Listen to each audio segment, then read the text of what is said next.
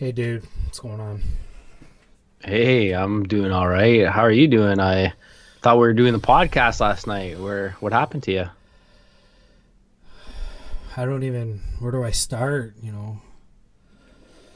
I had to go see the doctor yesterday.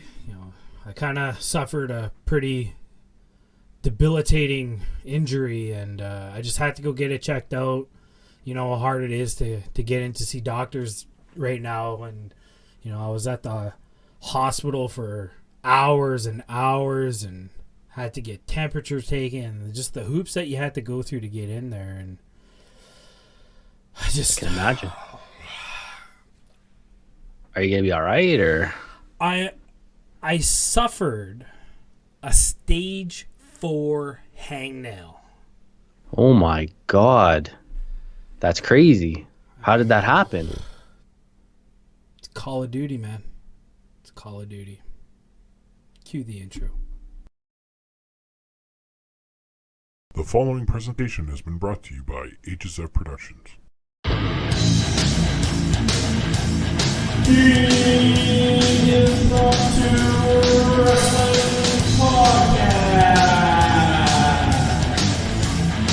With your hosts, Jeff and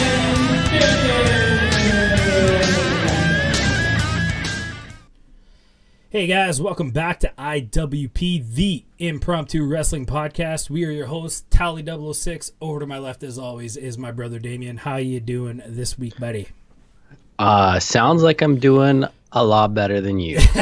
Yeah, those hangnails, that's a devastating injury. Like, if it can keep out the likes of MJF, you know, it's That's pretty coincidental that both of you I know, fall to right? the same inch. I mean, we're in the midst of planning a 4K fun run, so we're getting the word out there. That's we're good. All proceeds to COVID relief. Yeah, Yeah, awareness is half the battle. right. But anyways, we got a great show coming up for you today. Not so news heavy this week, which will be nice. Maybe we'll breeze through this a little bit quicker. But we do have BTE 200 coming up. Big news for the Being the Elite gang. We have two great episodes, two great wrestling matches on an episode of AEW Dark. We're going to go over the power rankings updated as of April 24th, and also, of course, Wednesday Night Dynamite. Just want to remind everybody to like, subscribe the video, leave a comment below on your thoughts on the episodes and everything we're going to talk about on this episode. We'd love to get engaged into some conversations with you guys. And yeah, let's just jump right into it, and let's get into Being the Elite. This was episode 200, big milestone for the boys. We've been building towards this episode for a few weeks now. They definitely did a really good job leading into this 200th episode. It was using the real, the Dynamite storylines of, Nick Jackson going out with the injury at the hands of the Inner Circle, supposedly. But in the battle royal, and the winner gets to pick the match, and Nick wins the match and chooses he wants to have this anywhere goes match with his brother Matt, which we made fun of last week. What did you think of the episode in a whole? Like, this was, this thing had everything. It had action, it had emotion, it had funny bits. Like, what did you think of the episode as a whole? Yeah, it was a really good 200th episode. Like you just said, it had a bit of everything, and it was a great walk down memory lane from all of the past shows and past people that have starred in it. And then, even a little bit of a choke up at the end. Mm-hmm. So, yeah, I thought it was a really good episode. You sat down and caught yourself up last year. Am I right? You went back and watched every episode of Being the Elite. How would you rate their YouTube presence? Like, you've seen it from the beginning till the end. how have they grown? What are your thoughts on how the Young Bucks have embraced the YouTube, situation? I like production wise of like the quality Yeah, of the videos, you mean? just how have they grown, or how did you witness their growth? I think probably like the smartest thing that they did was involving the fans a lot of the times. Like they would be filming at shows, they would be filming during, a signing event that they were doing, and people would come to these things to possibly be on the show.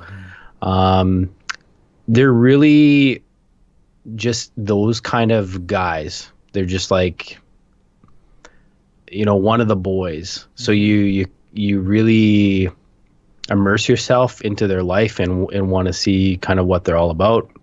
I mean, they have this pretty crazy life that they get to lead, and you can tell that they're humble and love every minute of it, and it just catches you. And like, I couldn't stop watching. I think I can't remember what episode they were at. It was definitely over 100 at the time that I was catching up, and I must have done it in less than a week. Right. So I just kept having to watch the next one. One of my, biggest, how do you want to say, like, biggest takeaways from being the Elite in the past 200 episodes was, like you mentioned, very humble men, Matt and Nick Jackson. They, going to these signings, they very much part of the YouTube channel is the vlog aspect. Hey, we're jumping on a plane, we're heading here, we got a signing to do at this Comic-Con or whatever, and then they show kind of the montage of the signing and the lineups that these guys were bringing in, and the amount of people that wanted to meet them, shake their hands and stuff like that. It's just amazing that they would stay there for hours and hours on end to make sure everybody got their picture, everybody got their t-shirt signed.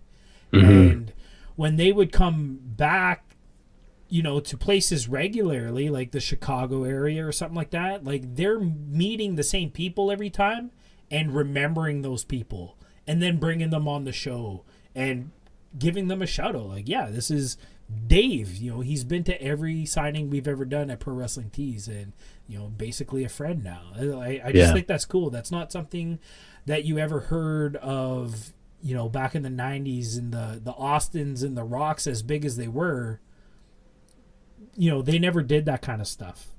So I think, like you said, one of the best things that they ever did was to get the fans involved, and it was awesome seeing their journey, towards that point.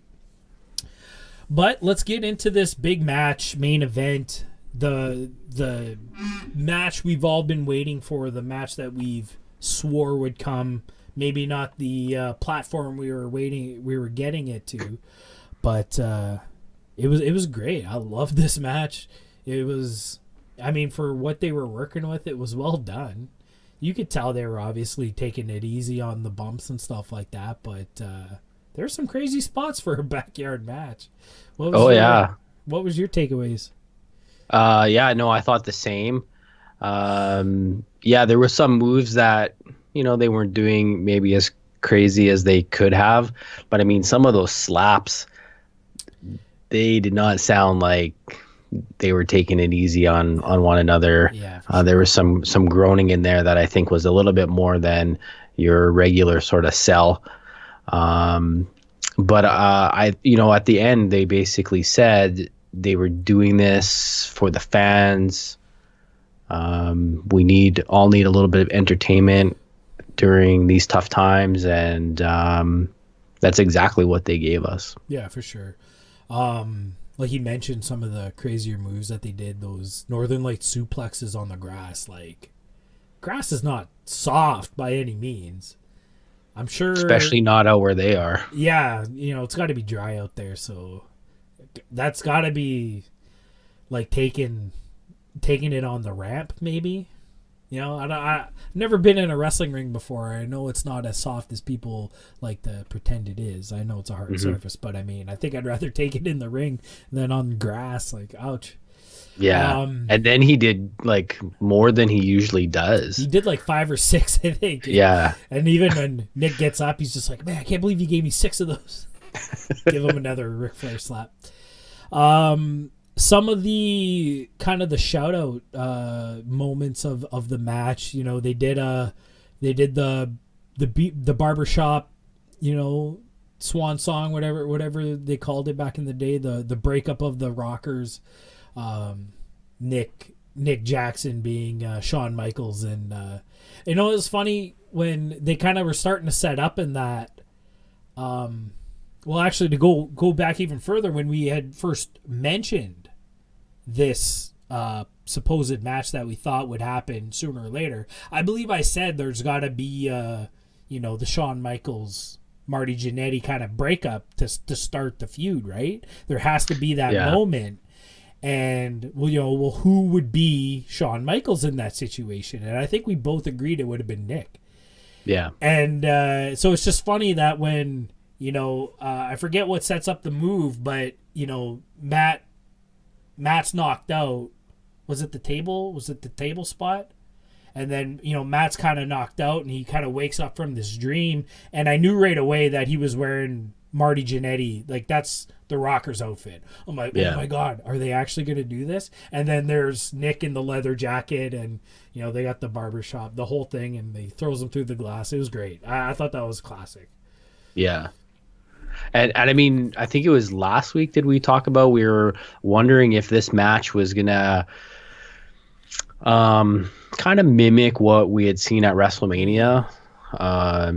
And I don't know that they purposely did this, but we could be a stretch, but we could say that they kind of followed both of those kind of matches, you know, the graveyard or boneyard match and that funhouse match where we had the flashbacks. Yeah. We also had the fight everywhere on that property.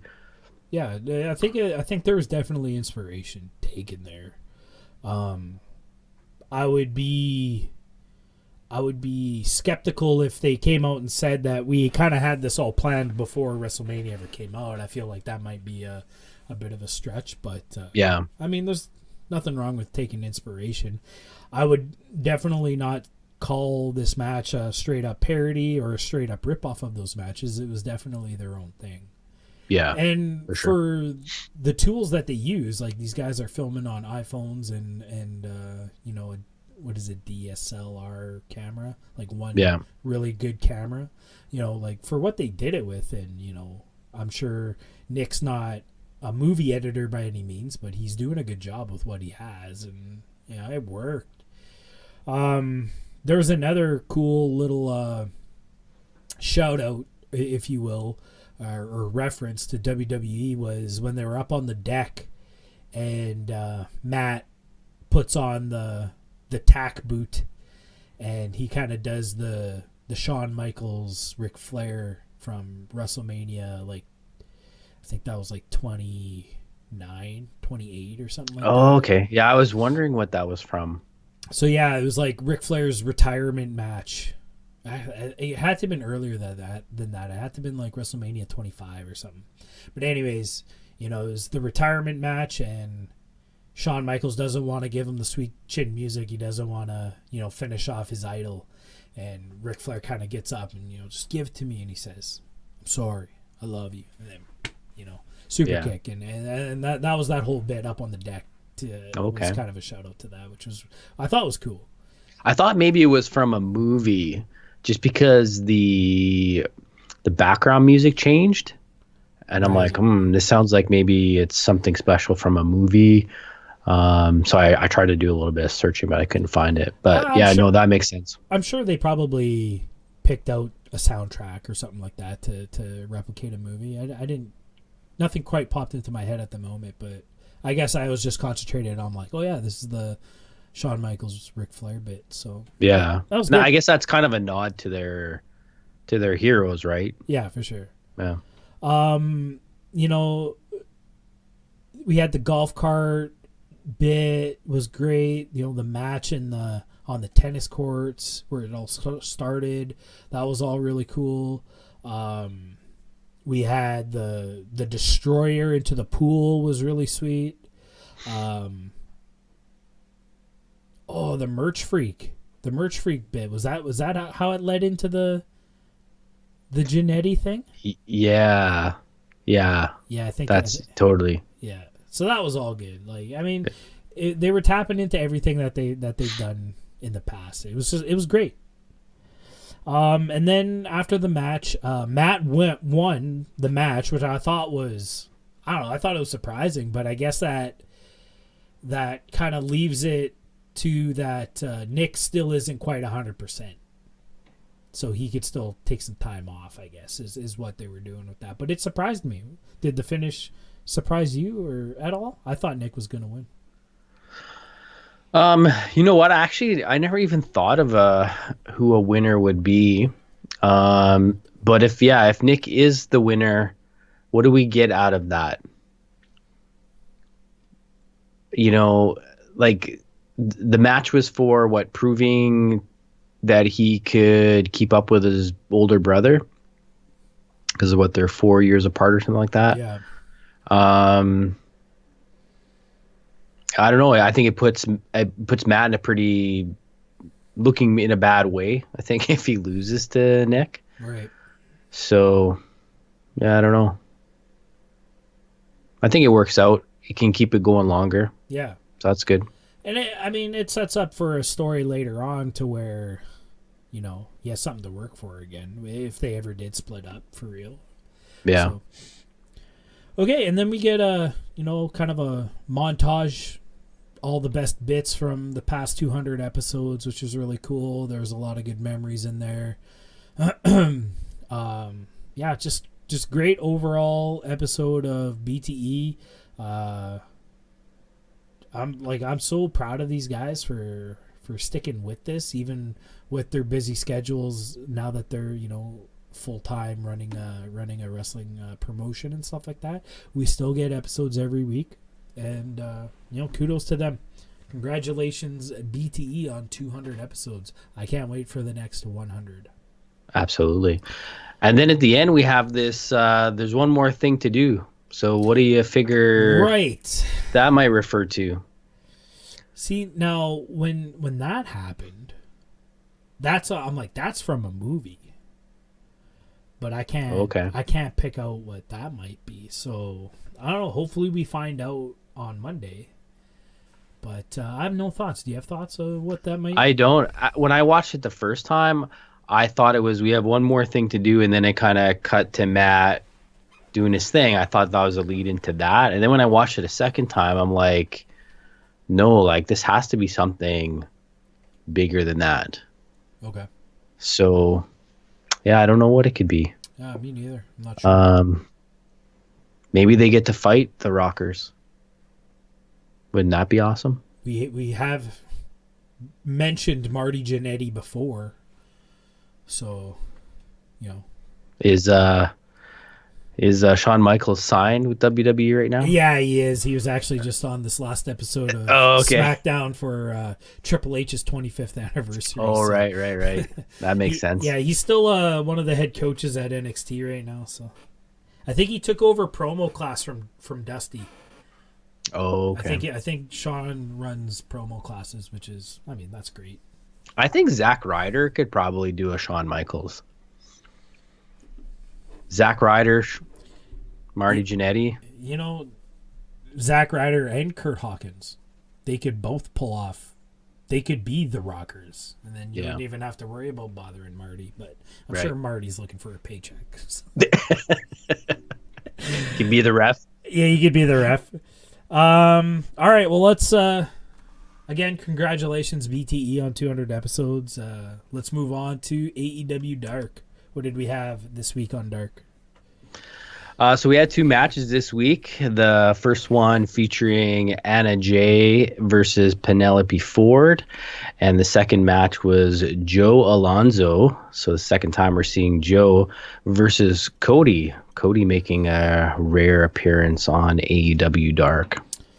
What'd you think of these matches? Anna Jay, again, we're really impressed with the first time we saw her. We got to see her on Dynamite the week before. And we're seeing her again here on Dark against Penelope Ford. One thing that we really gassed up this girl and how just well she moved in the ring and how, just great she looked and how we were like, they need to sign her right away. Like this girl's amazing. And then, it came out the next week that they had signed her. And then during this match, they mentioned on commentary that she's had less than 10 professional matches. I think they mentioned in previous episodes that she's like she's been in the business for 2 years. But to have less than 10 matches and be as presentable as she is, like, holy smokes. Like, this is the Rock level coming into the business and making an impact right away kind of level, I feel. Yeah, I agree. I mean, the only thing we haven't witnessed yet is if she's good on the mic. Right. But if she can kill that, then wow, she's going to be a star in AEW, I think. Very quickly, I believe. But for the match itself, I mean, it was a good match. There was nothing wrong with it. It didn't seem slow paced or anything. There was a good pace to the match. The moves were higher impact than we've seen a lot of the guys do, where we had mentioned a couple weeks ago how guys just aren't seemingly go to that next level like we had seen before the whole situation was going on. And like there's some impactful moves here, but really well done match. I liked it thoroughly, and I mean having those two girls in the ring's not bad to look at. So there's that. Yeah, Penelope Ford really impressed me on this one. She was really showing her athleticism, and Cody, I think it was Cody, made mention to her experience with gymnastics, and she was doing some pretty unique moves that I've never really seen a wrestler do before. So I hope we see more of Penelope Ford, and now that we have some more women wrestlers, hopefully we'll see her more often. Yeah, she does that tumble sequence into like the back elbow in the corner kind of thing. That seems to be one of her signatures, which is just, I mean, impressive. Yeah, so, I think she did. Anna Jay had her in like a head scissors, and then she like flips and pops out of it. Like, that was just a really, really cool move. Right. Penelope Ford goes over on this match, which I mean seems about right. So no complaints there. But looking forward to seeing more of Anna Jay. We see her on the outside during Dynamite every week lately, and hopefully they're giving her some more chances down the road. Mm-hmm. Excuse me. Next up, we had Joe Alonzo versus Cody. I remember that one episode of Dark where we had like 6 matches, all kind of utilizing undercard talent, and Joe Alonzo really stood out to me that episode. I remember giving him some props. Again, another really relatively inexperienced wrestler, but I mean mature beyond his years, I feel. What did you think of this match? Yeah, I thought it was a really good match. Cody, again, we have to give this guy his due credit. Working with the young talent like this. And we've seen in some of these other Dark matches where they were kind of flops, and even though you have these great wrestlers in there, they weren't enough to make the match a good one. And I thought Cody did a really good job of putting a story behind this match and giving Joe Alonzo the credit. And it wasn't just a straight up squash match, which a lot of these matches have been. So yeah, I could see Alonzo being all elite soon if he continues on doing what he's doing. Yeah, for sure. Like you mentioned, Cody allowing him to get some offense in and selling for him, and it was just perfect. It was a great dark match. You know what I mean? Like nobody like tried to steal the show here. It was two guys working together to put on a really great match, and that's exactly what it looked like. So yeah, good stuff. Would you ever see Triple H fighting in NXT? So I think it's awesome on Cody that he put on the boots for a dark match. I'll say this. I could see it happening, but it would be against Adam Cole. And it would be at a pay-per-view. Yeah. You know what I mean? But like to go up against Sabatini, if he's still there, on a like a regular NXT show, like no, it would never happen. Yeah. Never. So just another reason to tip your hat at Cody. Yeah, for sure. Cody's the man. He is doing everything in his power to make this company work. And I mean, it's working. Yeah. But Cody goes over, gets the win. He's on quite the win streak right now, ever since losing. When's the last time we saw him lose? It's been a while. Yeah, for sure.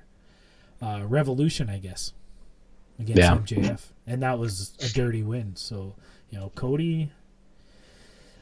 Let's just talk about Cody for a second, because this just popped into my head. Okay. There was the stipulation that if he lost to Chris Jericho at Full Gear, that he wasn't allowed to wrestle for the AEW Championship ever again. And this was well before our podcast and stuff like that, but I remember saying that it'll work out in a way where Kenny or Hangman, or maybe not Hangman anymore, but definitely when Kenny has the title, because they are the elite, he's an EVP, he has the power to squash the stipulation, and Cody will get his title shot, and I do believe Cody will be an AEW champion at some point. But yeah, I don't know, I just wanted to bring that up. Like Cody just taking himself out of that picture. Like this is a man who's never held the big championship for a big promotion. He's been an IC title, an IC champion. I think he's been a US champion. He did hold the Ring of Honor. He created the Ring of Honor, but you know what I mean? Like he's never been WWE champion. He's never been World Heavyweight champion. But he definitely deserves it. And just for him to take himself out of that picture just because, because he's the EVP, just goes to show his character. But I do believe he will be AEW champion at some point. What are your thoughts on that? Yeah, I could see that. I could see one of those guys holding the title, and you never know. Even maybe a Moxley saying, "Right, you have the power to do this, and you're the man I want to face. So change it, make it happen, and let's do it." I think it would be too weird for him not to at some point at least challenge for that major championship, especially with the rankings and all of that. You can't be at the top of the rankings and then not challenge for the title. That just doesn't make sense. For sure. Which is a great segue into this week's power rankings. For sure. As of Friday, April 24th, 2020, what do we got? All right, so not a lot of changes again this week, but most of the changes happening in the men's division. So as we were just talking about, Mr. Cody Rhodes, he's moved up one more position to the number one contender, followed by Kenny Omega, who's up 2 positions to number 2. Darby Allin's back in the top 5 at number 3. Lance Archer makes his debut in the top 5 at number 4, and Jake Hager went all the way from the top to the very bottom to number 5. Yeah, it was a devastating loss in the most boring match of the year so far. Yeah. Well deserved. Well deserved drop to number 5. And I mean, no Jericho anymore, which, I mean, he's only had the one singles match this year, and he lost that match. That was to Moxley at Revolution. And he was still in the top 5. Like, you can't say records matter and then have a guy 0-1 at the top of the leaderboard. So as much as I'm a Jericho fan, I'm glad to see him out of the top 5. Yeah. And it just proof again, we say it every week, but proof again that Cody watches the podcast and said, hey, we got to do something about this rankings. Yeah. The boys at the podcast say it doesn't make sense, so they changed it. Thanks for watching, Cody. Yeah.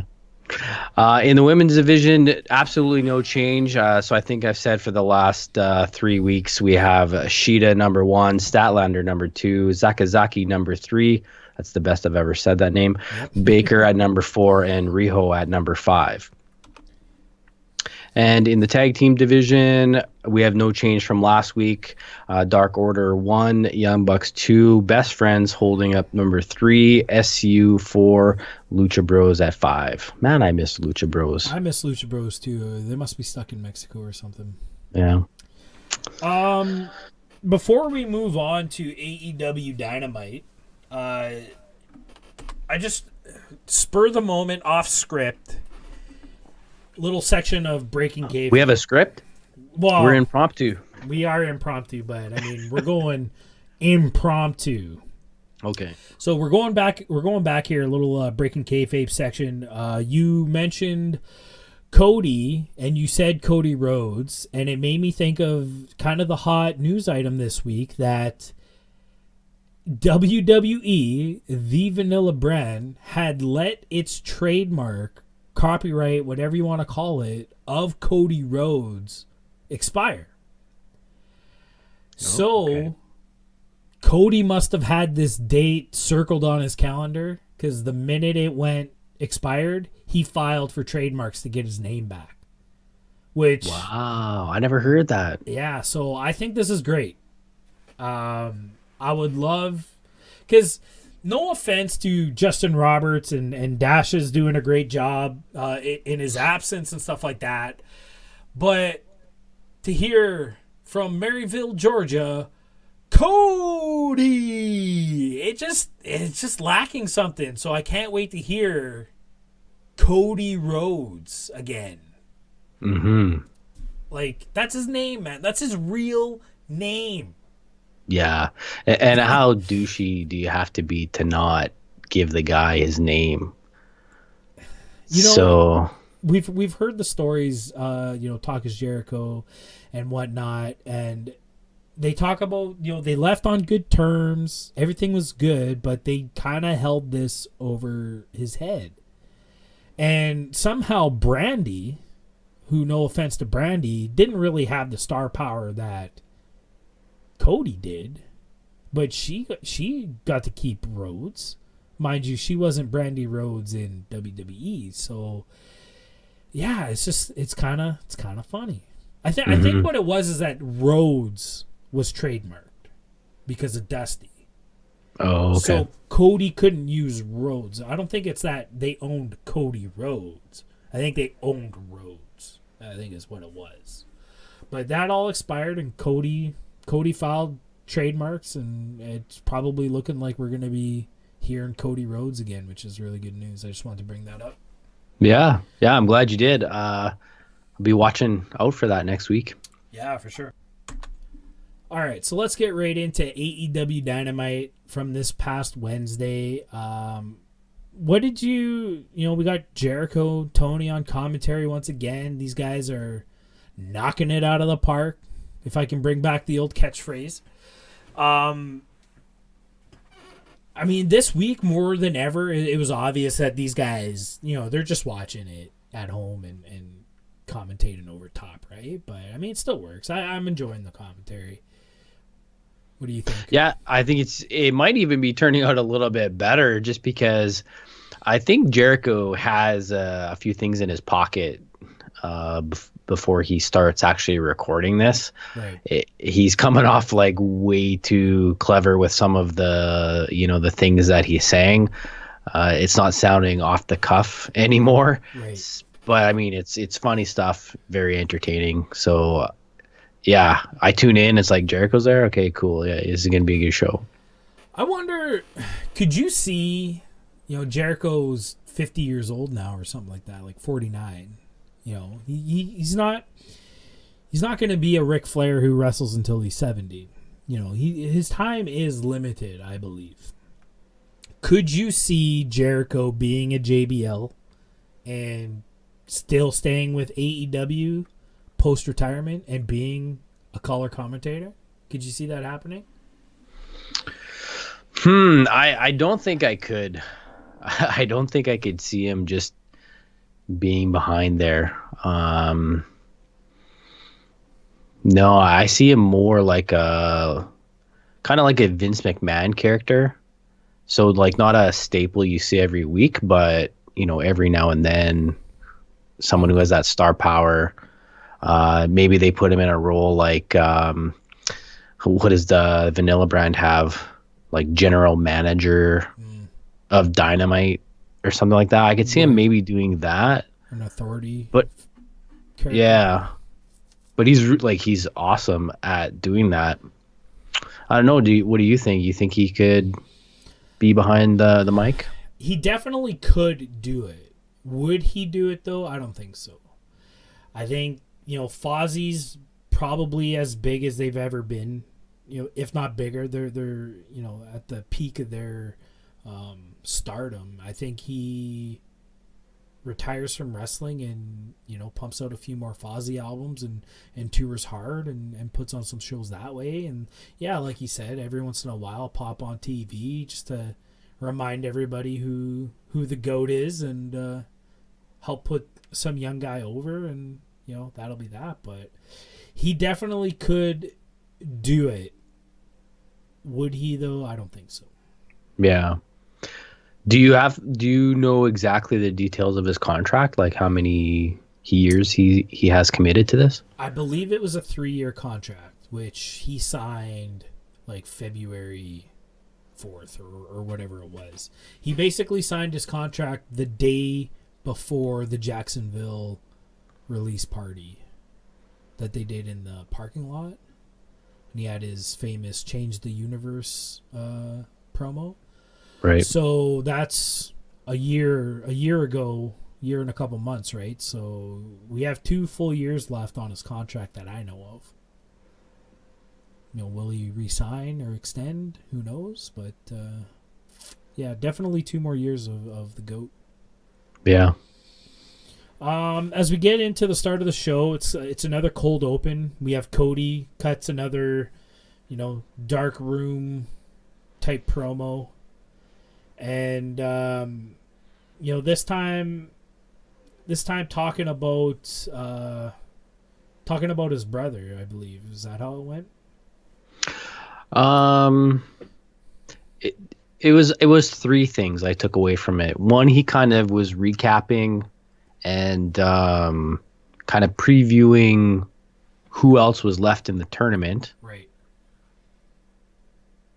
Then it focused on, I can't remember the order, but yeah, it was focused on, why is Dustin gonna retire? He has a lot left. Right. And then the last part I took away from it was kind of what we were talking about before. He has this kind of monkey on his back of not winning the big title. Right. And, is he just, I forget how he made reference to it, but just, a mid-card kind of guy, or is he a top guy? So he's kind of setting, to me, the story is he has the pressure on him. Because if he doesn't win this title, then he could be forever doomed as being not a top guy. Right. And the way I look at it is that Cody was never given his fair shot in the Vanilla brand. he was basically told that he would never be more than a mid-carder. So that's where he's drawing some of these emotions. So, yeah, I could totally see where he's coming from, where it's like, if I don't win this belt, then yeah, I'm just that guy. They were right this whole time. Kind of thing. Mm-hmm. So, knowing that, going into these matches on the TNT tournament this week, we have I have Darby Allin winning, you have Sammy Guevara winning, and then we both have each of those guys beating Cody. So, hearing this promo, are you thinking Cody's going to the finals now? I did think that. It's feeling to me more like that than ever. And then I don't know, like, there's some interesting stories that can come of this if we want to take the time to talk about that now. Yeah, let's do it. Right? Like, let's say Dustin beats Lance Archer. We didn't pick him to beat him, but let's say he does. Now we have this brother versus brother again, but now we have the brother who could become the top guy, but also retire possibly his brother. Like, it's like a 2-tier story kind of going on here. Do you think that's a possibility? I would think it's more of a possibility if we didn't have the whole Jake the Snake build for Lance and the calling out of Caesar, stuff like that. If none of that ever happened, or it wasn't so prominently focused on, yeah, I could see, let's redo the Double or Nothing brother match 1 year later, Yeah. But then again, do we want to see that match again? I think if they did Was that a retirement match? No, but Dustin was going to retire. Oh, okay. And that's when Cody rolls back in the ring and says, "You don't get to do this because I don't need a friend. I don't need a partner. I need my big brother." Boo, boo, boo, boo. Right. So, like, Dustin definitely wanted to retire back then. But I think if they did Cody versus Dustin 2, I think it ruins how great the match was last year. So I don't see them going that way. Yeah. I think they could save the Lance Archer Cody thing, even if they put Dustin over. But yeah, you're right. I think it would. I don't know. Have we ever seen like sequel matches? Do they ever go over well? Like, especially this close together. I mean, we saw the Cody Darby match at Fyter Fest, and then we saw the rematch, on Dynamite. Both really great matches. Both almost went, like, the first match was a 20 minute draw, or 20 minute time limit draw, and then the Dynamite match was Cody winning with like a couple minutes left. So I mean they've done it before, but I think of Shawn Michaels Undertaker, back-to-back years at WrestleMania, two of the greatest matches of all time. The WrestleMania 27 match was very, very good, but when you watch 26 and 27 back to back, 26 is still the better match. But seeing it again and knowing that it was a Shawn Michaels retirement match the second time, I guess is what saved it, to kind of hold a candle to the previous year's match. But I mean, that's Shawn Michaels and The Undertaker. Does Cody and Dustin Rhodes hold the same caliber of drama? I don't know. Yeah. Yeah, no, I know what you mean. I think if they did do it, it couldn't be like the bloody mess that it was before. I think it'd have to be a straight up, just good old fashioned wrestling match. Yeah. Yeah, like I liked how Cody was playing the audio clips of his dad. Right. I can't remember exactly what he said, but we don't think it will probably happen. But I like how they're entertaining the thought of it. So Cody, when you watch this, you did the job, because we're putting it in the conversation.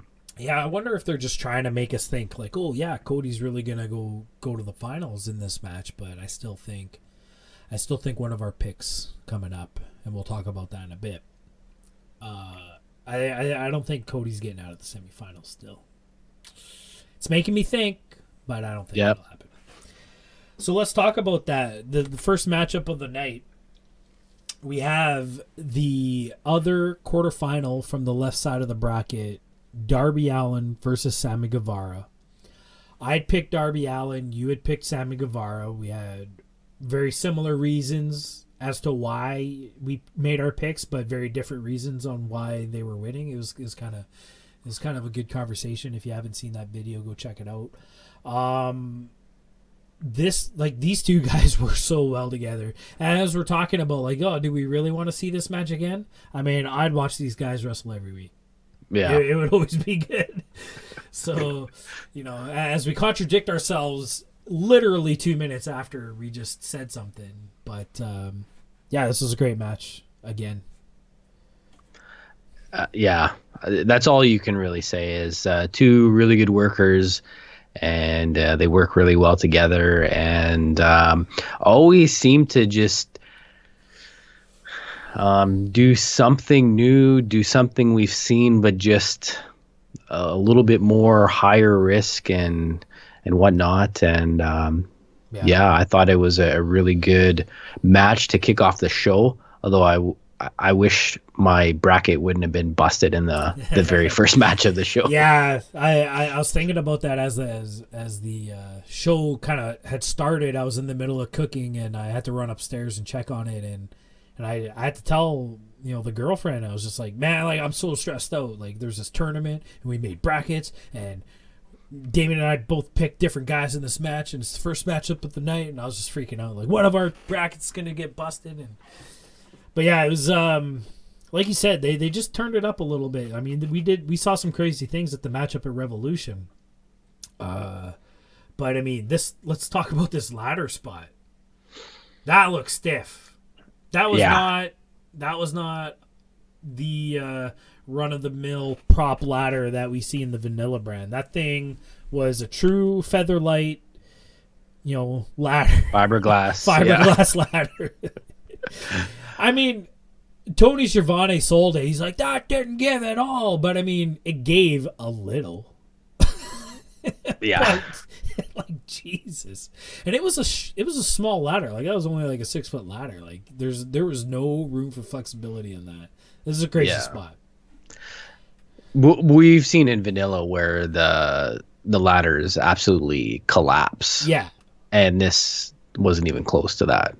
Well, I don't know if you've ever like really seen it or paid attention, but there have been like TLC pay-per-views and Money in the Bank pay-per-views during the matches where the camera guys get a little too close to the ladders.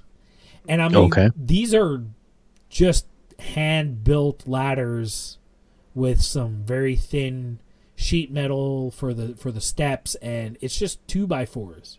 It's just wood. So I think that's And then they just spray painted silver or black depending on what the theme of the pay-per-view is. Like I've seen it up close. It's just 2x4s. And so it makes sense that when someone tries to frog splash someone through the ladder that they break so easily. Mm-hmm. But I mean, like I said, this was a fiberglass ladder, and then not a very tall one either. So yeah, when he comes down on that frog splash, like you got to think Darby Allin's body took a lot of that hit. Yeah. But I mean, that's what he does. That's what he does. Right? And there's no one who does it better than him. Yeah. This was it was a longer match. You know, we've been kind of seeing this, that the first matchup of the night the last few weeks has been a longer, higher octane match as compared to the rest of the card.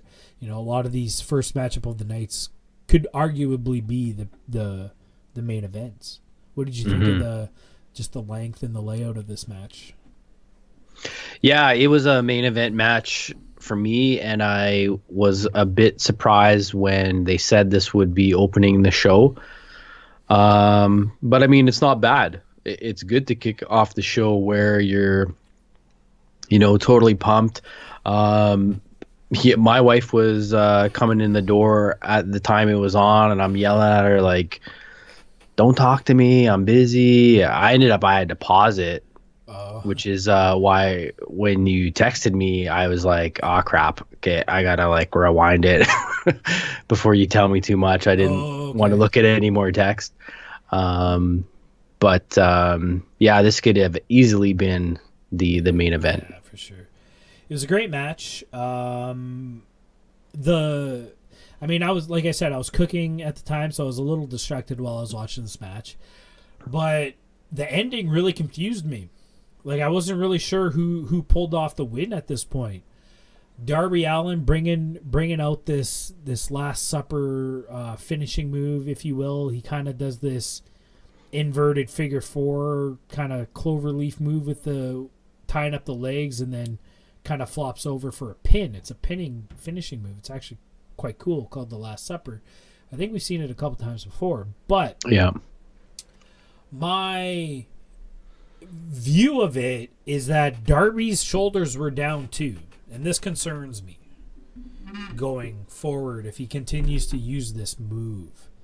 What did you think? What did you think of the finisher itself, and do you think Inner Circle could use this in a way to progress some story that maybe Sammy didn't lose this match as much as it was shown to be?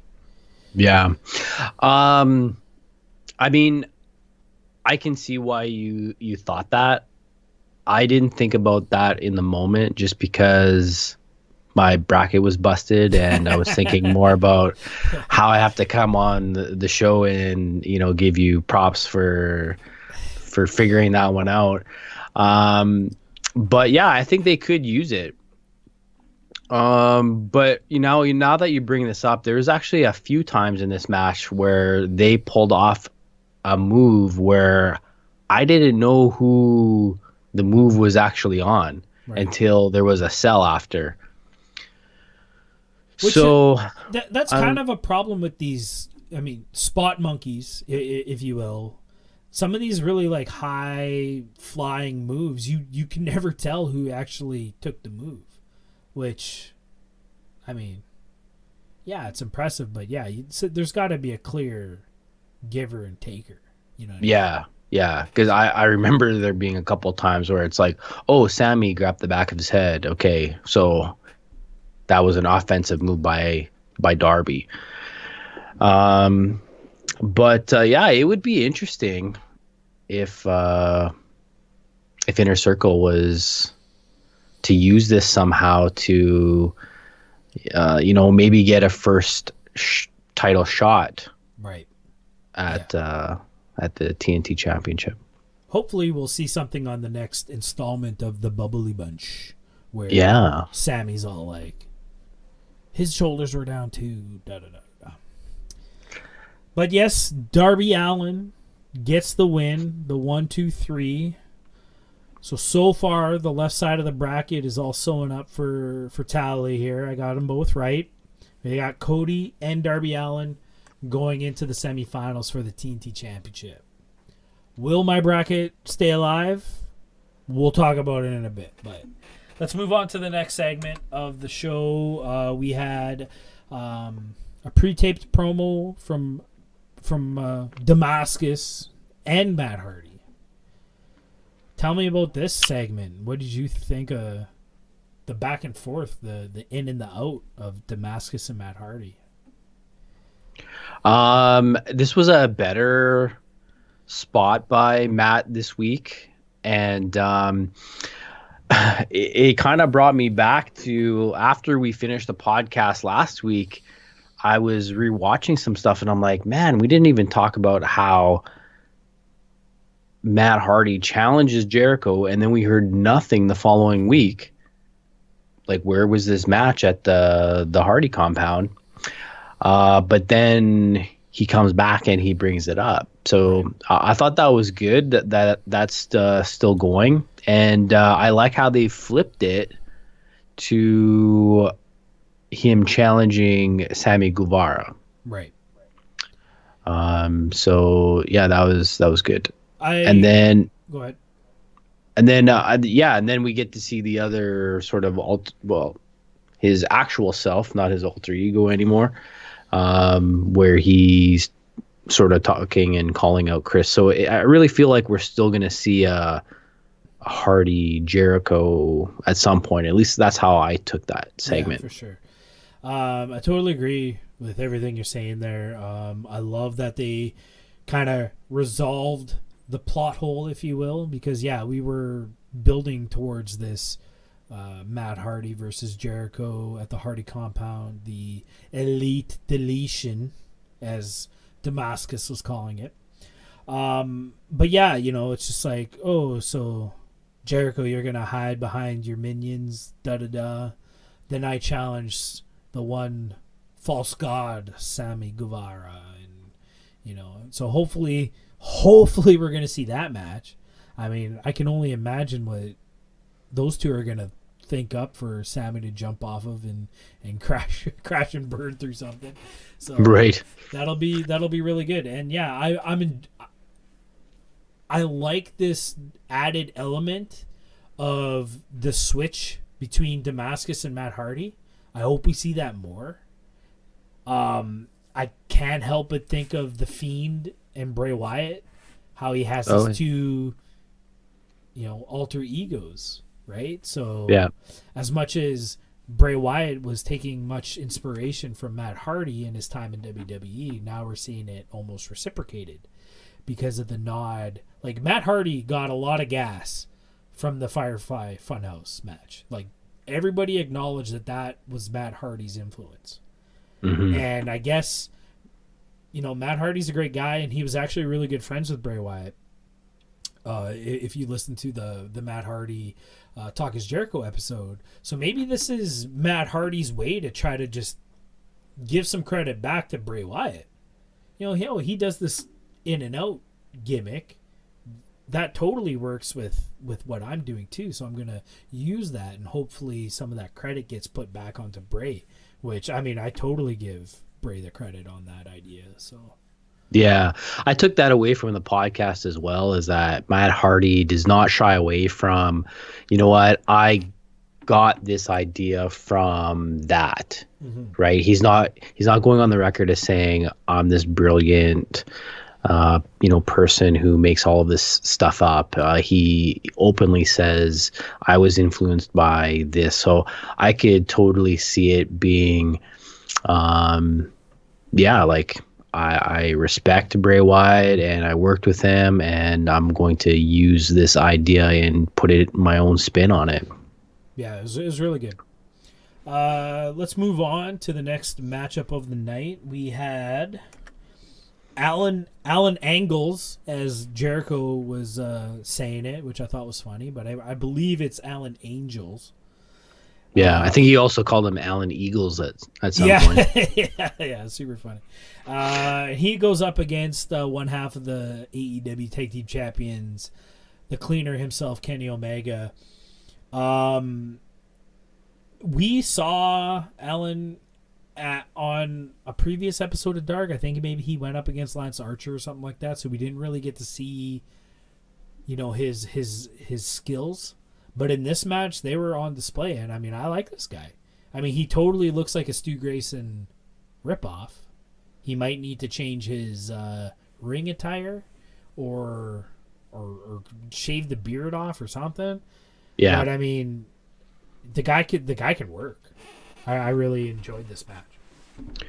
Yeah, and I had done a little bit of research that first time that we saw him, and yeah, he's got some experience. I mean, he's never been on a big show, but it you can tell that he has a lot of time in the indies, and he can really wrestle. So there's another guy, like, you could sign him, and he will be. Is he going to be a top guy? Probably not, but there's places for a really, really good wrestler like that. Mm-hmm. Top guys need people to work with. Top guys can't always work with top guys. It just doesn't make for good TV, because now the pay-per-view matches don't mean anything. Well, we saw this match on Raw, or you know what I mean? Like, that's an issue with the vanilla brand that I've always had. Do you remember back in the day, Saturday night main event type thing? Like, you never saw Hulk Hogan wrestle the Ultimate Warrior, or you know what I mean? Like, it was always... Well, on Saturday Night Main Event you did, but every other time you saw wrestling, yeah, like they were always jobbers. Yeah, it was always against James White or something like that. Yellow Trunks, as I always refer to. Yeah. You know who I'm talking about. If anybody knows who Yellow Trunks is, leave it in the comments below, because I've been trying to track that fucker down. He looked like a mini Hulk Hogan. He had the blonde hair. Anyways, it's all a thing. But, that made those matches on Saturday Night Main Event mean something, because now the stars are fighting the stars. So going into the early 2000s, as we were getting away from the jobbers having work, and it was always a main guy versus a main guy, like, it got stale after a while, because you'd watch two guys wrestle each other in different stipulation matches throughout the build-up, and then they'd have their match at the pay-per-view. Well, I kind of already saw this match 5 times already, so it didn't really mean anything. So when you're putting together a wrestling promotion, you definitely need these guys who can work to help the stars have somebody to work with. And I agree with you. I think Alan Angels is definitely one of these guys that can be that lower mid card guy that top stars can work with, and it come off really well. I went on a rant there. I'm sorry, but no, that's another longer match. Like, these first 2 matches took up the better part of this first hour of the show, and I think we still have 4 more matches on the card. Like, it's kind of crazy. Kenny Omega not finishing the match with the one-winged angel. What'd you think of that? I felt gypped almost, but also happy at the same time. What were your thoughts? Yeah, I had that in my mind too. I thought it was interesting, and what I came up with is it worth to use that move on a guy that's obviously not, in the company yet? I think it makes the move more special, and we've talked a lot on the show and just in our own conversations about how this move is so protected. So I think it was a good move not to use it. Yeah, and that's why I bring it up. Like, I was kind of disappointed that I got gypped from seeing the move, because the move's just epic. I think it's the best finisher in wrestling right now. But I was happy because, just like you said, like, it almost takes away from the allure that when you do get to see it and it always finishes the job, why use it when, on Alan Angels? No offense to Alan, but yeah, I agree. I like how it took 2 V triggers. Like, he kicked out of the first one. It's like, whoa, really all right. And the first one was kind of the he was on his knees up against the ropes, but this time he did the high knee, the high V trigger, and got a little bit more impact. Man, I mean, I've said it before, and I'll say it one more time, and I'm sure I'll say it again. Nobody runs the ropes better than Kenny Omega. Just the way it's such a subtle move that he kind of stalls as he's on the ropes, and then he like just explodes out. And then that makes that V trigger look so impactful. I can't give this guy enough props for how he moves in the ring. Kenny Omega, man, he's the best.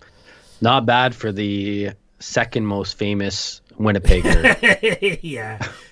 I was kind of hoping that Jericho, I don't know, like I was kind of hoping that he would put like the Crash Test Dummies over, or Burton Cummings, or like I just felt like that was a missed opportunity. I'm sure a lot of the American fans wouldn't even know, which is probably a good idea. But I was kind of thinking, I was like, he could have said like the fifth most popular person coming out of Winnipeg, and then Tony could have been like, oh, who's more famous than Kenny Omega, and then he could have listed it off, Yeah. Burton Cummings, Randy Bachman. I don't even know who's in Crash Test Dummies, but I know they're from Winnipeg. Yeah. The bass player or the guitar player for Crash Test Dummies was Jericho's guitar teacher when he was in high school. So, yeah. And then I do not remember reading that in his books. No? Oh, he talks about it on the podcast all the time. So he talks about, I was in high school and I went to this guitar teacher, and he ended up being the guy in Crash Test Dummies. And then I met him, now that we're rock stars and stuff like that. He's like, yeah, you just teach me how to play guitar. And like, I totally didn't remember who he was. That's funny. All right, let's move on with the show. We have another match up. I'm not going to say it was a highly anticipated matchup, but I mean, when we get to see Orange Cassidy in the ring, it's always going to be a good time. Orange Cassidy versus Jimmy Havoc. Jimmy Havoc finally getting some TV time, not just hanging out on the outside of the ring. This is your boy. Tell me about this match. Yeah, it was good to see Jimmy, and this match is kind of, I feel like it's been building for at least the last couple of weeks. We've been seeing how there's kind of this alliance between Jimmy and Kip Sabian. And then the last week it was Sabian versus Chucky T. And there's some interference, and now we're kind of getting the payoff from all of that. So, right. Whenever you get Jimmy and Orange Cassidy in there, it's not likely it's going to be a bad match. And I thought this was a pretty decent match. Not really a lot of, we'll say, highlight stuff, but just a really basically good technical match. Let me ask you this question. Were you entertained?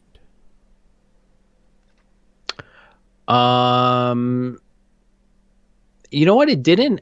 Now that you say that, I didn't have really the elements we see. I think it kind of, maybe not. I'd have to rewatch it now. And why do you think that is? Because I felt the same way. This was not the most entertaining match of all time. It wasn't even the most entertaining Orange Cassidy match I've ever seen. But I mean, that doesn't say a lot. But yeah, the way I looked at this was, I wasn't totally entertained during this match because we didn't get to see the shtick.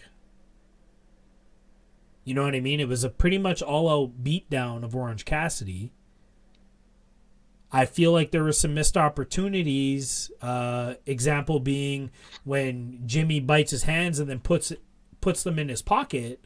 How come Orange Cassidy didn't just like all of a sudden Hulk up there? Like, that was a missed opportunity, because that's his gimmick. Is that you put the hands in the pockets and he's like invincible, right? Yeah. So there were things like that I was upset about. Now, if I could switch gears for a second and talk about our good friend Jason Corvette, I happened to catch a snippet of his latest. He likes to review AEW Dynamite now. He's totally seen what we do every week, and he's obviously jealous and wants to get on the bandwagon. So I listened to his review of, as he puts it, Pockets versus the independent Death Man or something he referred to Jimmy Havoc as. This guy had nothing good to say about this match. And it got me thinking. I was like, yeah, it wasn't the best outing of these two guys we've ever seen. But he hates Orange Cassidy because he's hokey and he's phony and it's all bullshit. We didn't even get any of the bullshit in this match. We got one lazy splash from Orange Cassidy. Yeah, I think he did the slaps or something as well. But yeah, you're right. It wasn't full on Orange Cassidy. And to me, that's what makes an entertaining match. We've talked about how there's room for comedy in wrestling, and it is what it is. But we didn't really get that in this match, and I feel like that's why it kind of suffered. But that's my opinion. Yeah. No, I agree. I wonder too if, because you just mentioned that, these first two matches took up an hour. Yeah. Okay, so I'm looking at the clock going, where are they going to fit in this main event? Yes, I was thinking the same thing. So I wonder if maybe some of this got cut short. Yeah, I don't know. I'll have to rewatch that one. But I don't remember disliking it. I didn't dislike the match either. I just don't think it was up there on the entertainment scale like Orange Cassidy matches usually are for us. Yeah. Yeah. I want to say I was on my phone at least once during this match. I mean, it was just a beatdown of Orange Cassidy, rightfully so. He does get the win, however, after Penelope gets a little too excited with trying to get the distractions in. There's some confusion, and he wins on a roll-up. They proceed, Kip Sabian and Jimmy Havoc proceed to get the beatdown in. Best Friends come in for the save. And then, we got a match set up for next week where it's I believe it's a 6-man tag. Best Friends with Orange Cassidy versus Havoc and Sabian with Penelope. Oh, okay. I think that's how they worded it, but it might just be the straight up tag team match with them in the corners. But that's to be seen. But yeah, I mean, we talked about it. It wasn't entertaining, but it was a good match and it did its job. And there was nothing wrong with it. And Jason Corvette can go fuck himself as always. Let's move on to the next segment of the show. We get another taped promo from probably the most missed entertainer on the AEW roster right now. We haven't seen this guy since the first week of non-fan episodes of Dynamite, so it's been about a month. Like, MJF, man. Are you an MJF? I found out on Wednesday I am. Yeah, I'm totally. I'm an MJF. I'm an MJF too. This guy, I mean, were you following the Twitter banter leading up to this at all? I wasn't, no. No? So I had caught a couple of tweets that this had been building because people have been asking, like, where's MJF and all this? Where's MJF? And he's been teasing fans for a while. And he's been building up this, I'm dealing with an injury. That would be like one tweet. Off to see a doctor today to get an update on my injury. That'd be another tweet. And then it was Tuesday afternoon, I believe, that he says, my injuries end up being worse than I thought. And it's looking like I'm going to need surgery. And, I mean, I wasn't fooled. And that's not saying that, I'm like a smark or anything like that. But, I mean, there was a lot of people fooled by this. And they're like, oh, my God, what happened? It was at that match at Revolution. We haven't really seen you wrestle since then. And people are like legitimately thinking that this guy needs an ACL surgery, cut open his knee or some shit. And then we get this promo. I mean, brilliance. Yeah. Absolute brilliance. Bravo. This guy, I mean, put him in movies. Get this guy in movies. He is that good. He has it figured out. He hasn't figured out. This guy understands the business. So, I mean, what are your thoughts? I kind of went on a rant there, but or not. No, I think you covered it. I am a bit surprised, and then not surprised about people being fooled by this. He doesn't use his social media for anything other than his character. Right. So when he says stuff, that's MJF, the character. He's working. Yeah. But I get it. I mean, we've been to the wrestling events, right, where people are really taking this way too seriously. Oh, yes. So yeah, I might have to go through that timeline and have a little laugh at what people are saying.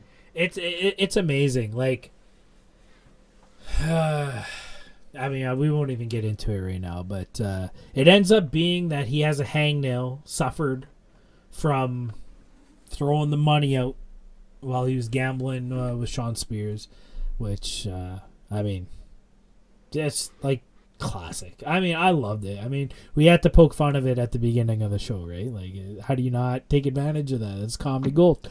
Absolutely. My hand is okay, by the way. I'll be playing Call of Duty tonight. My God. I was so worried. Yeah. I'm not a bad actor myself. Okay, good stuff from MJF. Hopefully he can recover from the surgery, the extensive, evasive, right? Hangnail surgery. Yeah. Let's move on to the next matchup of the night. Kind of a good segue. We got an MJF promo, and then we go right into a match with Wardlow. Second time we've seen him this month. He's going up against Lee Johnson. Lee Johnson, another one of those Atlanta area guys, kind of getting a shot while the indie circuit's down and out. This match was longer than I expected it to be. Wardlow kind of playing with his food a little bit. What'd you think of this one? Yeah, I guess it wasn't your sort of Brody Lee type match. Lee Johnson, did have some offense in this one, but I wasn't shocked by the result of it or anything.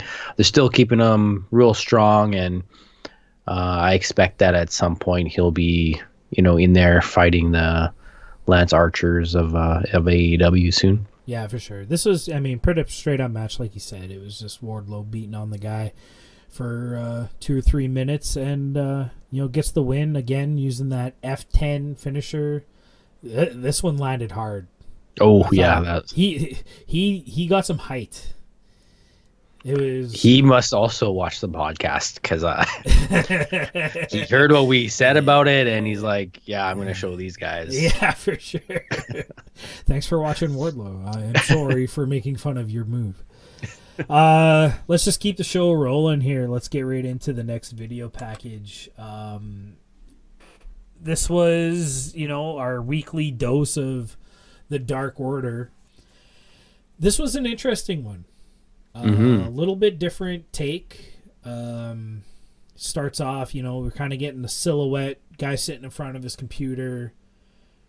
He's looking through his phone. He's listening to a voicemail. Sounds like his girlfriend's breaking up with him. He's reading some newspaper articles on the computer, and he's drinking. And, obviously down and out, and he joins the Dark Order, at least tries to apply for it and stuff like that. Did you catch everything going into this? Like, do you know who this is? Did you look into it? Did you research it? Did you catch it as it happened? What were your thoughts on all this? I didn't know who the person was. I was trying to think because that news clipping said something about Heisman Trophy, hopeful. gets injured, and obviously is why he's down on his luck, along with his girlfriend cheating on him. There was someone in the background or whatever. Talking to that I thought it was really well shot and really well done. But it wasn't until I think maybe the next day that I started to see some information as to who this actually was, and somebody that we've actually seen before. Yeah. So very similar to you. I mean, I'm watching it live. I don't have a DVR. I don't have the pleasures of being able to pause and rewind and whatnot. But I did record the episode, and I watched it back just before we recorded today. And I paused the video when it showed the newspaper article, and it gave a list of names of all the Heisman Trophy hopefuls and stuff like that. And then it zooms in closer to the article explaining how he was injured and stuff like that. And the name is right there in the article. They gave it right to us at the time, Preston Vance. And I'm like, I've heard that name before. So, yeah, I'm like, where have I heard this name? Where have I heard this name? And then, good on AEW, when you Google Preston Vance, all that comes up is Dark Order shit. Yeah. They've almost erased this guy's wrestling career previous to AEW, which is fucking brilliant. If I can. So this is a name he's used before. Is that what you're saying? He was on AEW Dark as Preston Vance. We've seen this guy wrestle. Right, but before that, anything? His I think he was Cody Vance. Is his real name. I happened, like the 5th page of Google, I happened to find a wrestler, independent wrestlers database kind of thing. Where it kind of gave his stats and stuff like that. And it was like Cody Vance, a.k.a. Preston Vance. So, yeah, I'm like, oh, yeah, we've totally seen this guy before. So I go back and go through the YouTube on Dark, and I find, he had a match on Dark versus Sammy Guevara or Darby Allin or something like that. So I'm like, oh, this guy. And, so, I mean, weight lifted off the shoulders that I finally figured it out who this was. But I like how they very cleverly had it in the background. They gave us the answers, but they still kept it a mystery verbally, audibly. Yeah. He is now known as number 10, which is... Yeah, I saw that picture of him with the writing on his chest there. He has like the hash marks. Yeah. So I don't remember that. I don't remember him being so jacked. Like, that guy is jacked. Well, yeah, when I went back and watched that Dark match, like, that Dark match was only a couple weeks ago. Like, it was empty arena's timeline or whatever. So, but yeah, this guy's shredded up. Like, I don't know how much of the Heisman story is true. I couldn't, like I said, AEW has completely hidden this guy's past. So I don't know if he was actually a college football star. I'm sure that's fairly true. Was he good enough to be a Heisman top 5? I don't know, but that could be just story. But it's interesting stuff, and I like where they're going with this. And we talked about it recently, very recently, that we need more people joining the Dark Order, and we're finally getting that. And I mean, a good acquisition from what we've seen. So, I mean, Cody's going to be joining the Dark Order after next week, right? After Darby beats him for the final, he's definitely joining the Dark Order. Because he'll be destined to be the mid-carder, and then he'll be typing in an email from his very cool office chair, I must say. I want one of those. If we see someone come out in a Dark Order mask, in the the sweatpants bottoms and stuff like that, and you just see this freaking neck tattoo, I'll lose my shit. Like, I don't know, I might quit wrestling. That's not a serious prediction, by the way, folks. No, it's not. I'm being sarcastic. So anyways, that leads into the next matchup of the night. We have Brody Lee in action. he's going up against Justin Law, who, interestingly enough, used the same entrance music as Preston Vance did on Dark. Okay. So they have some stock entrance music that they're kind of using for all these Atlanta jobbers, by the way. So it was weird because I had it on one monitor watching the episode of Dynamite, and then Justin Law's coming out, and then I find the Dark match on YouTube, and they were damn near in sync. It was crazy. I was just like, what's going on here? I got too much shit going on. So I muted one, and it was the same freaking song. It was pretty weird. That's hilarious. So Brody Lee versus Justin Law. More traditional squash match here. Justin Law not getting any work done at all. Brody Lee just runs through him. Big boots, discus lariat for the win. Standard stuff coming from the Exalted One, Mr. Brody Lee. Yeah. Biggest takeaway from this match is the ending, though. What did you think of the stare down? Yeah, I'm not sure what this one is about, but maybe this is where they start with getting some of these main guys in the Dark Order. You know, does Marco join the Dark Order? Or is this leading to some sort of match? I'm not sure.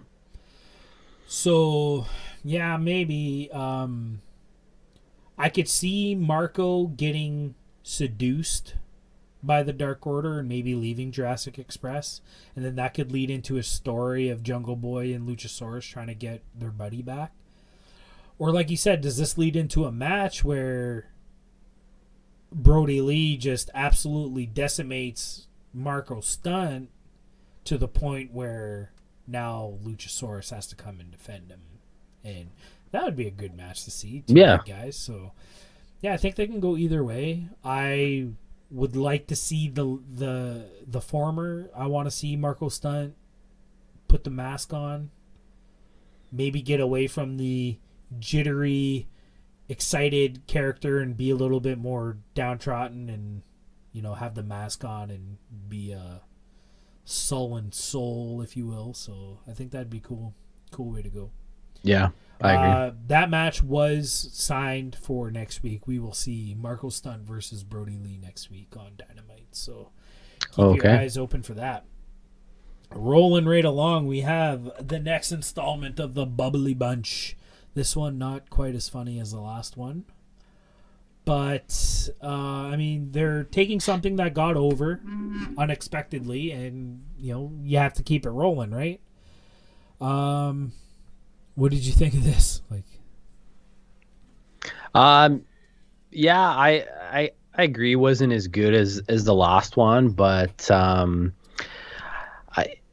don't know. I kind of feel like this is Jericho kind of mimicking maybe BTE, like doing his kind of own version where he has his own kind of recorded little bits, you know, vlog video or whatever. Yeah. And it was interesting. It was well done. Some of the video quality not so good on Santana, but Santana needs to get his internet upgraded or something. Yeah. What was he filming on? That looked like one of those eggshell webcams from the 96, like right. that thing had like 360 resolution. Maybe he bought it from me on eBay like 8 years ago. Yeah. I mean, they're obviously like I'll give something positive about this little segment is that they're keeping things topical. They're keeping it in the realm of society and what everybody's going through. So they're like, hey, Sammy, you know, cheer up and whatnot. And let's do this Flim-Flam, which is obviously a knock and a parody of the TikTok explosion since quarantine, since everybody's been in quarantine. TikTok's kind of the number one social media platform right now. Everybody's doing these goofy little videos and stuff like that, and they take advantage of this and showcase this. And you had some news on Flim-Flam? Yeah, I read after Dynamite on the Thursday that apparently Chris Jericho has filed for trademark on the dance. I don't think it's only on the name, but on the dance Flim-Flam. Okay. So I can see this being used on the show. Probably we'll see it in the this bit more than just the one time. So I think now that you say that, I think that next week when we get to see the Bubbly Bunch, it's not just going to be the Brady Bunch with the squares and everybody looking at each other. We might get a full 1980s, 1970s style sitcom intro where they're all doing that dance. Okay. Yeah. You know what I mean? And it's going to be like they'll have a whole theme song. That's how they became the Bubbly Bunch, and you know they're doing this dance kind of thing. Right. Like, I could totally see that happening. So, but I didn't know, like, was this an actual dance? Like when I was watching it, like they're all doing it differently.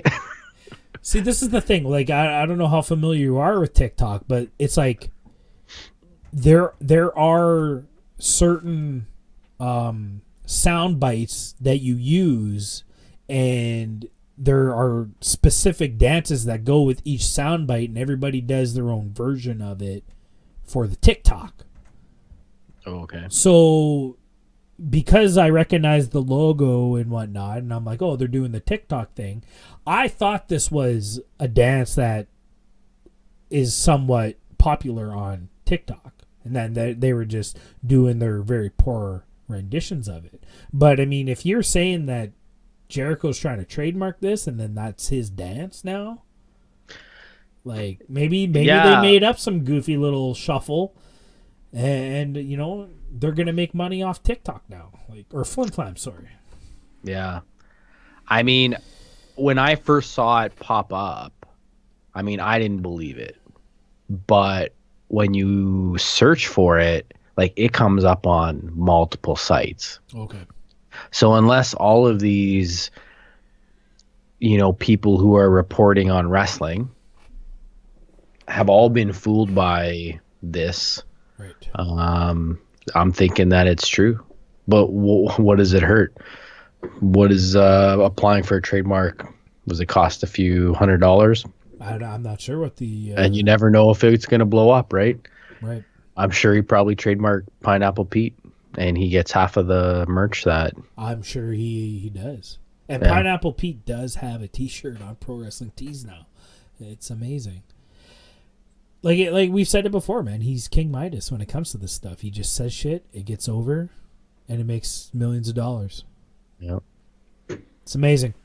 We got to start saying shit. We got to start saying shit. I mean, we'll knock one out of the park sooner or later. All right. Do we have to make a dance? Do we have to make a dance? I mean, if we're gonna get on Flim-Flam, we gotta. I mean, I'll do it for $1 million. Sure. Okay. I'll come up with something. Okay. Let's get into the main event of the evening. We have the other quarterfinal matchup from the right side of the bracket. Dustin Rhodes with Brandy on his side versus Kip Sabian with Penelope Ford by his side. So we talked about how your bracket got busted earlier in the night. Darby Allin gets the win over Sammy Guevara. I'm feeling really good at this point. I'm not. I know you're not. But I texted you, or I commented on an Instagram post. I sent you something where during the episode of Road to TNT Championship or Road to Dynamite, whatever the series is called at the moment, Dustin calls Cody and leaves this voicemail saying that, you know, if I don't beat this son of a bitch, I'm going to retire. And Cody's visibly upset about what his brother's talking about. I texted you, I'm like, my bracket's busted. Yeah. Like, you can't just say you're going to retire from losing to Kip Sabian and then lose. You know, no offense to Kip Sabian, but I've seen you play Call of Duty, dude. You're not retiring anybody. Yeah, you're not going to survive on streaming, bud. Not right now. Oh my god. So anyways, I'm feeling really bad going into this matchup. I'm thinking I gave Kip too much credit, and I'm going to get this one wrong. And I mean, tell me about the matchup. Well, I mean, yeah, so I'm already busted. So at this point, I am not as into this match as I could have been. Right. Also, I was a bit concerned because I want to say they only had 10 minutes for this match. They were running out of time. And I kept saying, I'm like, when is this match happening? Like, are they really only going to give these guys 10 minutes? I thought it was an okay match. Like no faults to it. We even had the girls get involved, and I like how they actually didn't interfere in the match. Like majorly. Yeah, it goes my way. And again, the only reason that I made that pick for Dustin to take this one is because I just couldn't envision a Kip Sabian Lance Archer match. Right. So maybe got a little bit lucky there, but I can see how you felt after that road to the TNT Championship. I mean, there's certain things that, I mean, we make all these predictions and we can assume and predict all we want or wish for certain things to go certain ways. And I mean, we did that prediction 3 weeks ago. You know, it was like 2 weeks before we even got to see one of these matches. It had just been announced. And then they bring out story. They start building to the story, and it sucks because I know by where they're going with the story that it's not going to go my way. And I just get mad that I'm like, I should have thought of that. I should have thought that they were going to go that way, kind of thing. So I just get mad at myself. But this match, Kip and Dustin didn't really have the best chemistry. There were a lot of times where Kip was waiting for the move, where Dustin, you can see Dustin's vanilla experience where you don't rush things. You can take your time. Where Kip was, Kip's used to going one move into the next move. Like there's no time to sit and let the cell build, if you will. Yeah. So there was a lot of that I noticed, which, I mean... Do you think that's why he was doing the limping bit? To try to get Kip to slow down? Yeah, possibly. No. That's maybe not something you can portray during the match. I know Jericho has talked about being in matches as he came into WWE, and they were trying to get him to slow down, and they had vets like laying on the ground. I think he talks about his WrestleMania match with Shawn, and how he was ready to pop back up and get into the heat or whatever, and Shawn's telling him on the ground, like, not yet, stay down, sell more, and like really slowing things down. So maybe Kip not being experienced enough to be able to communicate that in match. Maybe that's something that Dustin will go over with him. I'm sure Billy noticed that too. He was at ringside, that maybe Kip was rushing things a little bit. These guys are coaches. Dustin's very much a coach. And, you got Billy Gunn, very experienced guys that hopefully they'll get to him and say, you don't need to rush things. Yeah, we only had 10 minutes, but 10 minutes is a long time if you do it right. Yeah, for sure. So, I mean, it was a fine match. Great ending. You have the attempted distractions from Penelope Ford. Brody Rhodes is there to get her off the apron. Another timing issue. Brody always seemed a little like a step behind to to where she needed to be. But, I mean, Brandy's not the most experienced in-ring performer that there is, so that'll come with time for sure. But we get a cool finish with Dustin getting the win, finally, with the Code Red.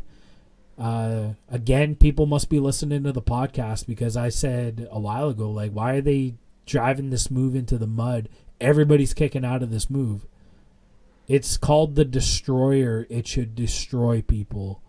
And we finally get the 1, 2, 3 off the Code Red. So, unfortunately for me, my bracket also gets busted.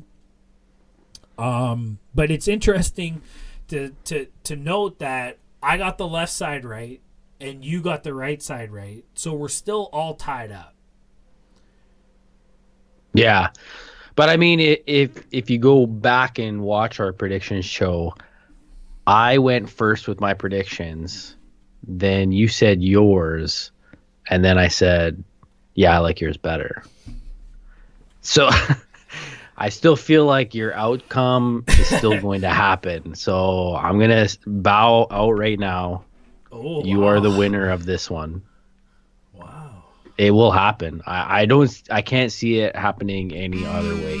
So you are saying on record that Darby Allin will beat Cody Rhodes in the semifinals. Lance Archer will beat Dustin in the semifinals. And Cody's going to interfere in the final as Paul Turner is knocked out of the ring for whatever reason. And Darby's going to get the win. Yeah. Nice. And then that will set up Cody, Lance Archer at some point. Yeah. Yeah. I don't know how you could do it any other way. So Lance is the new guy in town. He doesn't need this belt. We know you're a monster. You don't need this belt. So, and if he loses, he can't lose clean. That doesn't make any sense. Destroys his character. Yeah, so it has to be an interference, and Darby doesn't have anybody, right? Yeah, but who's been putting him over? Cody. Yeah, I'm a brilliant guy. That's all there is to it. Yeah. All right. I want to see it happen. Yeah, I do too. It's too bad that this contest that they had was only available to the American citizens, but. I would like to know if anybody still has a bracket at this point. Yeah. I could see a lot of people picking Kip. I think there's a lot of people sitting right now with these 4 guys. I'm sure there's some people who picked these 4 guys. But I can't see anybody picking Darby over Cody, except for like diehard Darby fans, but they're only picking him because they're Darby fans. Do you know what I mean? Yeah. They're not picking the story out of it, which is what we did. Yeah. So I think the majority of people out there have Cody Archer in the finals. You think you're going to get your ref pick? Oh yeah. Okay. Yeah. Aubrey. Yeah. But they're the only 2 refs reffing right now, if you've noticed. Yeah. And Turner's the only one we've seen take a bump. Right. Of any ref. Did Remsburg? No. Yeah. I haven't seen Remsburg take a bump. I was watching some older Dynamites, and Moxley gives Turner a paradigm shift. Yeah. so that was my whole that's my whole thing. Like if Cody's coming out because the ref's out of action, it's gonna have to be a bump. It's gonna have to be a bump big enough that the ref is out. Aubrey gets distracted. They haven't bumped her yet. If you guys haven't seen Aubrey take that kick from Ray Phoenix, search that on YouTube. You got to see that. So she could take a bump. She could take it. I don't know if national TV would like that. Yeah. Women ref taking a bump, a serious bump anyways. So, I mean, that was my whole reason for taking Turner. Because we know he'll bump. Yeah. And he'll bump well. That's 200 IQ right there. Yeah. Thanks. Appreciate that. Yep, you're welcome. Anyways, that was a good show. We had not as much to talk about, but I think it gave us free range to talk a little bit more about certain things, which is really good. Any other final thoughts of the week that was AEW April 22nd? It was a quieter week compared to the last week with, all the BTs and whatnot. So it's nice when we can just kind of go off topic and go on these kind of rants. And that's the kind of thing that we want you guys to do in the comment section is tell us what you're thinking. Tell us what we're saying is BS and what you want, and let's talk it out and get some good conversation going. Yeah, for sure. We really appreciate anybody who does tune in and checks out the show. Again, don't forget to like. Think about subscribing. Leave us those comments below. We'll be sure to comment back on anybody who wants to talk wrestling. We really appreciate the support, and we will catch y'all next time. Thanks for watching. Peace. Peace.